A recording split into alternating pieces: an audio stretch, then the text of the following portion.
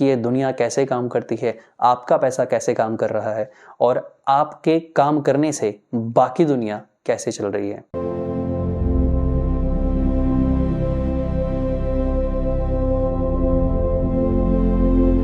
Hello, make money institute Hindi में आपका फिर से स्वागत है। तो आज के इस वीडियो में हम बात करने वाले हैं मनी की। अब मनी क्या है, पैसा क्या है।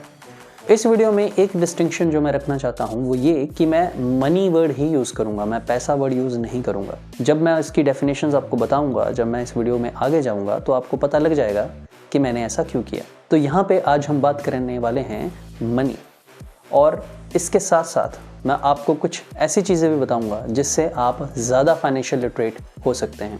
तो सबसे पहले हम बात करते हैं मनी की। अब मनी क्या है। मनी के अंदर 3 प्रॉपर्टीज होनी चाहिए, वो 3 डेफिनेशंस को सेटिस्फाई करनी चाहिए। सबसे पहली स्केर्सिटी, विच इज दुर्लभता। किसी भी इंसान को जो मनी है वो आसानी से नहीं मिलनी चाहिए, वो मुश्किल से मिलनी चाहिए, उसको पाना थोड़ा सा मुश्किल होना चाहिए, दैट इज दुर्लभता, scarcity. Second, cross border payment, मतलब आपने अगर एक जगह पे पैसा कमाया है, आपने अगर एक जगह पे मनी अर्न की है, वो आप दूसरी जगह पर यूज़ कर सकें, ये उसके अंदर क्वालिटी होनी चाहिए। मतलब अगर मैं एक कंट्री, चाहे वो चाइना हो, नेपाल हो, भूटान हो, चाहे वो श्रीलंका हो, कोई भी कंट्री हो, अगर मैं किसी भी कंट्री में, एक सिंगल कंट्री में मनी को अर्न करता हूँ, उसको मैं किसी भी और कॉन्टिनेंट, किसी भी और कंट्री में यूज़ कर सकूँ, ये उसके अंदर क्वालिटी होनी चाहिए। और यही वो रीज़न है, यही वो मेन रीज़न है जिसके कारण मैंने पैसा शब्द यूज़ नहीं किया। क्योंकि जब मैं पैसा बोलता हूं तो हमारे दिमाग में आते हैं नोट, और नोट हर एक कंट्री के बंधे हुए हैं। अगर मैंने इंडिया में पैसा कमाया है, दैट इज नोट कमाए हैं, तो वो मैं सिर्फ इंडिया में ही यूज़ कर सकता हूं। अगर मैंने अमेरिका में कमाया है तो सिर्फ अमेरिका में, अगर चाइना में कमाया है तो सिर्फ चाइना में। इसलिए मैंने यहाँ पे जो वर्ड यूज़ करने को बोला था वो है मनी, नॉट पैसा। ये था उसका मेन रीज़न। अब third quality, that is store of value. जो मनी है उसके पास एक क्वालिटी होनी चाहिए, वो है स्टोर ऑफ वैल्यू। मतलब जैसे जैसे टाइम बढ़े उसकी जो बाइंग पावर है, उसकी जो वैल्यू है वो बढ़नी चाहिए। मतलब अगर मेरे दादा परदादा ने कुछ खरीदा है तो उसकी value over the long time, अगले 100 साल, अगले 200 साल के लिए भी उसकी वैल्यू बढ़ती रहनी चाहिए। अब मैंने जब यहाँ पे एग्जांपल दी मेरे दादा परदादा की, तो आपको थोड़ा सा आइडिया मिल गया होगा कि मैं किसकी बात कर रहा हूँ। तो अब मैं आपसे क्वेश्चन पूछता हूँ कि आपके नॉन में, आपके दिमाग में जब मैं बोलता हूँ कि मनी क्या है जो ये तीनों कंडीशंस को सेटिस्फाई करे, तो क्या आपके दिमाग में आंसर आता है कि वो क्या हो सकती है? तो उसका आंसर मैं आपको बता देता हूँ, जो कि मैंने थोड़ा हिंट दे दिया था। That is gold and silver. पूरी रिकॉर्डेड हिस्ट्री में, मतलब जब से हम हिस्ट्री पढ़ रहे हैं, जब से बुक्स लिखनी स्टार्ट की गई हैं, तब से अगर हम देखें तो गोल्ड और सिल्वर ये इकलौते 2 मेटल्स हैं जिनका नाम बार बार आया है और जिनकी वैल्यू रखी गई है। ये 2 इकलौते मेटल्स हैं जिनको आम से आम इंसान, खास से खास इंसान ओवर द हिस्ट्री हमेशा अपने पास रखने की कोशिश करता रहा है। और गोल्ड और सिल्वर 2 ऐसी मेटल्स हैं जो आप किसी भी कंट्री में खरीदें, किसी भी कंट्री में जाके बेचें, ये किया जा सकता है। ये स्केर्स हैं, जल्दी से नहीं मिलती, और ये स्टोर ऑफ वैल्यू भी हैं। Over the long period of time, 100 साल के बाद, 1000 साल के बाद इनकी वैल्यू बढ़ती है, इनकी जो बाइंग पावर है वो बढ़ती है। जो 1 किलो सोना मैं आज से 100 साल पहले खरीद सकता था, आज वही 1 किलो सोना बहुत महंगा है। आज से 100 साल पहले शायद 1 किलो सोना मेरे लिए 10 रुपये के बराबर होता, लेकिन आज वही 1 किलो सोना 1 करोड़ और 40 लाख प्लस है, और अगले 100 साल में इसका रेट पता नहीं और कितना हो जाएगा। तो यही वो डेफिनेशन है, यही एक रियल डेफिनेशन है मनी की। तो आज की वीडियो का जो मेन पर्पस था वो था मनी के बारे में बताना, जो कि मैंने आपको बता दिया। अब हम आगे चलते हैं, दैट इज अब आप और फाइनेंशियल लिटरेट कैसे हो सकते हैं, आपको कैसे कुछ और नया पता लग जाए जिससे आपकी फाइनेंशियल लिटरेसी और बढ़ जाए। तो आज का जो वीडियो का टॉपिक है दैट इज रे डालियो। जी हाँ, रे डालियो के बारे में अगर आप नहीं जानते हैं तो रे डालियो दुनिया के one of the successful and सबसे बड़े हेज फंड के मैनेजर हैं। हम अक्सर सुनते रहते हैं कि ये हेज फंड मैनेजर $10 बिलियन को मैनेज कर रहे हैं, ये हेज फंड मैनेजर $20 बिलियन को मैनेज कर रहे हैं।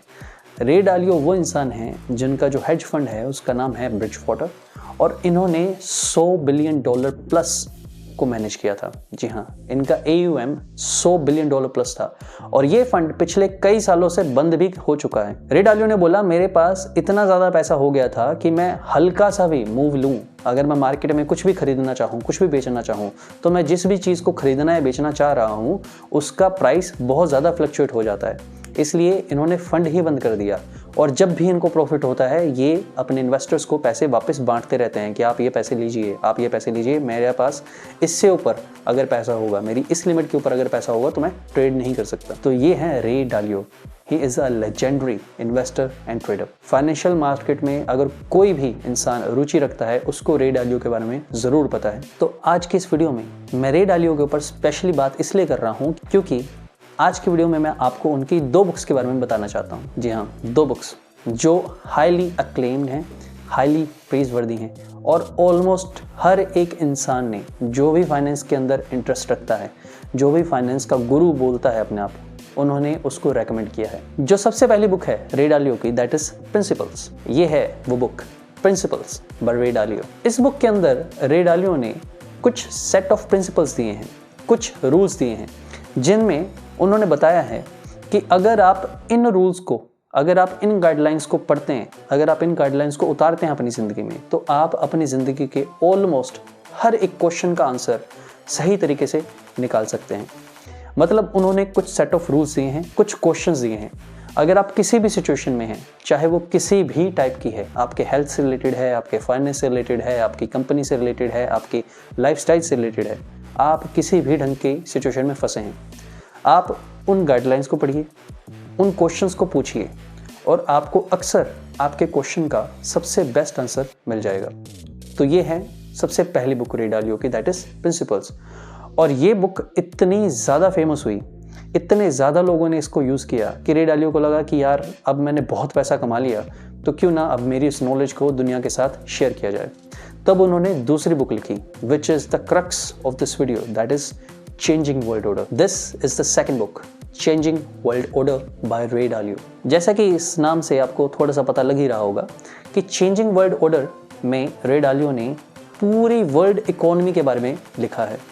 कैसे अगर एक कंट्री कोई नया रूल लागू करती है, कोई नया टैरिफ चलाती है, या अगर एक कंट्री दूसरी कंट्री से लड़ाई के लिए जाती है, तो इन सब चीज़ों का इफेक्ट बाकी कंट्रीज पे कैसे पड़ता है, इस बुक के अंदर उन्होंने एक्सप्लेन करने की कोशिश की है। इस बुक के अंदर सबसे ज़्यादा उन्होंने चाइना के बारे में लिखा है, क्योंकि उन्होंने 1000+ साल की हिस्ट्री चाइना की उन्होंने रिकॉर्डेड जो थी, जो उनको मिल पाई, उन्होंने उसको ऑब्जर्व किया।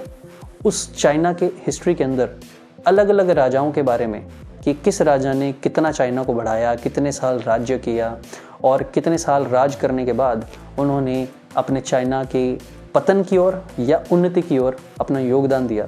इस सब चीज़ों के बारे में उन्होंने चाइना के बारे में सबसे ज़्यादा लिखा है। इसके साथ साथ उन्होंने हर एक बड़े एम्पायर का, जिसका भी हमने नाम सुना है, चाहे वो मंगोलिया था, चाहे वो अमेरिका था, चाहे वो ब्रिटिश एम्पायर था, कोई भी कंट्री जिसके पास पावर आई, कोई भी एम्पायर जिसके पास पावर आई, उन सब के बारे में इन्होंने लिखने की पूरी कोशिश की है और उनका इम्पैक्ट कैसे कैसे पड़ा, कैसे वो empires high power, high influence तक गए और फिर कैसे उनका पतन हुआ, कैसे वो पावर्स वापस नीचे गिर गई।